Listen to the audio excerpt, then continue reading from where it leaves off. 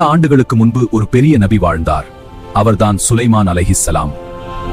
அல்லாஹ் அவருக்கு உலகத்தில் யாருக்கும் இல்லாத பல வெகுமதிகளை கொடுத்திருந்தார்.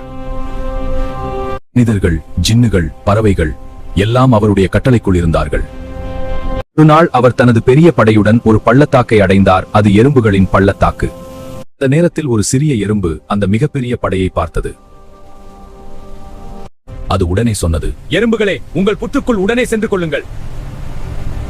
எறும்பின் பேச்சை கேட்ட சுலைமான் அலைஹிஸ்ஸலாம் சிரித்தார். உடனே தனது படையை நிறுத்தினார். சுலைமான் அலைஹிஸ்ஸலாம் அவர்கள் அல்லாஹ்விடம் துஆ செய்தார். நீ கொடுத்த வெகுமதிகளுக்கு நான் நன்றி கூற உதவி செய். இந்த நாளில் சுலைமான் அலைஹிஸ்ஸலாம் உலகத்திற்கு ஒரு பெரிய பாடத்தை கற்றுக் கொடுத்தார். பெரிய ராஜாவாக இருந்தாலும் அவர் ஒரு சிறிய எறும்பின் உயிரையும் மதித்தார்.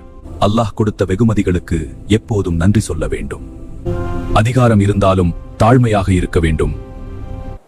இந்த வீடியோ பிடிச்சிருந்தா சேனலை சப்ஸ்கிரைப் பண்ணுங்க, லைக் பண்ணுங்க, ஷேர் பண்ணுங்க.